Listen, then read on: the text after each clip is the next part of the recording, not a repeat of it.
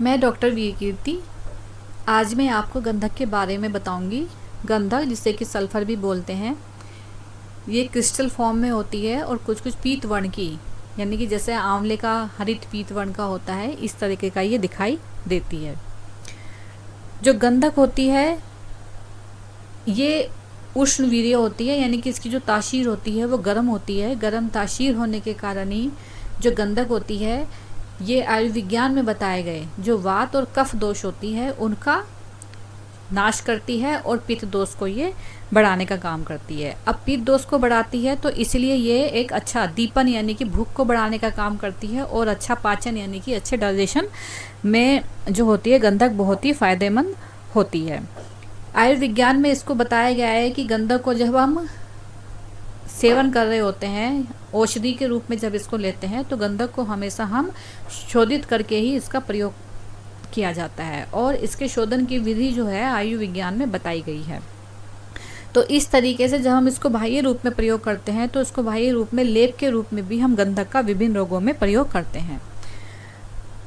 जो गंधक है ये एक अच्छा कीटनाशक, यानी कि खेती में जो कीटनाशक होती है उसकी तरह भी काम करता है। तो इसलिए जो कीटनाशक दवाइयाँ बनाई जाती हैं खेती में, उसमें भी गंधक का बहुतायत से यूज किया जाता है।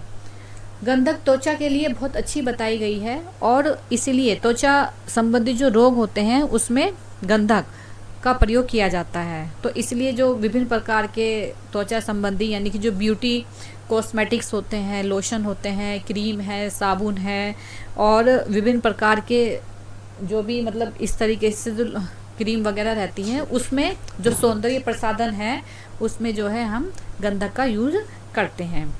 गंधक की सबसे और भी इसमें क्वालिटी ये रहती है कि जो गंधक होती है वो एंटी फंगल होती है। कहीं पर भी फंगल इन्फेक्शन होने पर हम गंधक को आभ्यंतर रूप में यानी कि मेडिसिन रूप में भी लेते हैं, और इसको लोकल एप्लीकेशन के रूप में भी इसको लगाया जाता है। एंटी बैक्टीरियल इसकी क्वालिटी होती है, एंटी इन्फ्लामेटरी होती है ये। तो इस तरीके से, और एंटी पायरिसाइट भी होती है, पैरासाइट भी होती है। और आयुर्विज्ञान की जो रसौषधियाँ होती हैं उसमें ये एक रसौषधि होती है जिसमें कि जो है मतलब गंधक विभिन्न प्रकार की रसौषधियों के बनाने में मतलब ये यूज़ की जाती है। जैसे कि इसमें बहुत सारी दवाइयाँ, जैसे गंधक है कजली में पड़ती है, टैबलेट में होती है विभिन्न प्रकार की, और भी जैसे रस सिंदूर है, कजली है, समीर पन्नग रस है, आरोग्य वर्धनी वटी है, ऐसी अनगिनत दवाइयाँ आयुर्विज्ञान में बताई गई हैं जिसमें कि गंधक डाला जाता है।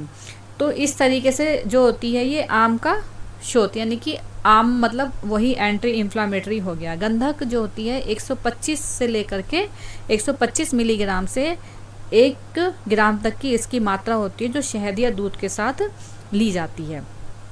और भी इसके गंधक के, जैसे गंधक को जो है जो हम कहाँ कहाँ मिलती है, गंधक हमें प्राकृतिक रूप से मिलती है, या ये मतलब खनिज रूप में भी हमें प्राप्त होती है जो गंधक होती है। और ये हमारे जो विभिन्न प्रकार की जैसे जो सब्जियां होती हैं उसमें भी रहती है। जैसे कि जो गंधक है विभिन्न प्रकार के, जैसे लहसुन में गंधक प्रचुर मात्रा में मिलती है, प्याज में मिलती है, लाल मिर्ची में मिलती है। तो इस तरीके से जो सब्जियां होती हैं उसमें भी गंधक की मात्रा रहती है। गंधक जैसे कि अभी बताया है कि इसकी जो है तासीर गर्म होती है, तो इसलिए ज़्यादा गंधक का जब सेवन किया जाता है, यानी कि गंधक का अधिक रूप में सेवन करने से क्या है, दस्त हो सकते हैं, और गर्भवती जो स्त्री है उसको इसके सेवन से बचना चाहिए। मतलब बहुत ज़्यादा इसको यूज़ नहीं करना चाहिए, चिकित्सक की देख रेख में ही गंधक का यूज़ करना चाहिए, क्योंकि इसकी गर्म तासीर होती है। अगर अधिक सेवन किया जाए तो इससे त्वचा में फ़ायदा होने के बजाय क्या होगा, त्वचा में रूखापन आ जाएगा, खुजली बढ़ जाएगी, स्किन जो है वो झड़ने लगती है, यानी कि पिलिंग ऑफ स्किन होने लगती है, स्किन में एलर्जी हो सकती है। गंधक जो है इसको जो सल्फाइड है और सल्फेट है, सल्फाइड और सल्फेट के रूप में विभिन्न प्रकार के जो पेय पदार्थ होते हैं उसमें गंधक पड़ती है।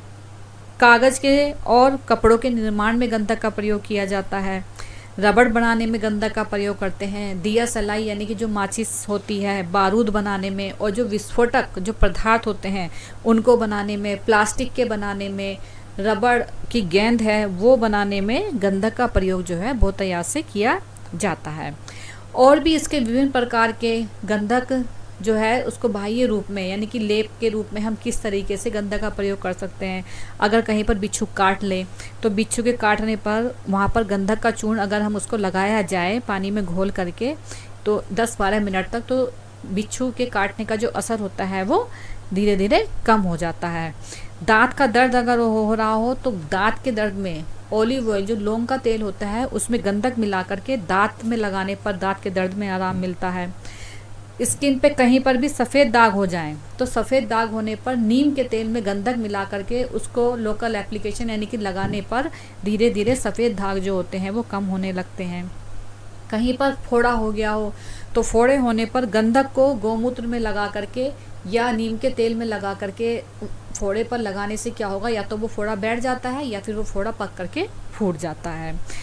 रूसी हो, अब अक्सर ये समस्या बनी रहती है कि बालों में रूसी होगी, तो बालों में रूसी होने पर भी गंधक का यूज़ होता है। तो नारियल के तेल में गंधक मिला लें या फिर इसमें गंधक और इसके अलावा गैरिक मिला सकते हैं और इस तरीके से मिला करके बालों की जड़ों में लगाने पर नहाने से आधा घंटा पहले लगाने से धीरे धीरे जो है रूसी ख़त्म हो जाती है। और इसके अलावा जो होता है कहीं पर भी फंगल इन्फेक्शन हो गया हो, जैसे आजकल बरसात का समय रहता है तो फंगल इन्फेक्शन हो जाता है उंगलियों के बीच में, जांघ के रीजन में, तो उस जगह पर क्या करना है कि गंधक और नीला थोता जो होता है इसको मिला करके लगाने से जो फंगल इन्फेक्शन होता है वो ख़त्म हो जाता है। तो इस तरीके से जो गंधक के हैं हमने बहुत सारे प्रयोग बताए हैं। तो गंधक अपने में ही एक महत्वपूर्ण द्रव्य है और ये एक रसौषधि होती है। अगर आपको मेरा वीडियो ये पसंद आया हो तो please subscribe, like and share my channel. Thank you, धन्यवाद।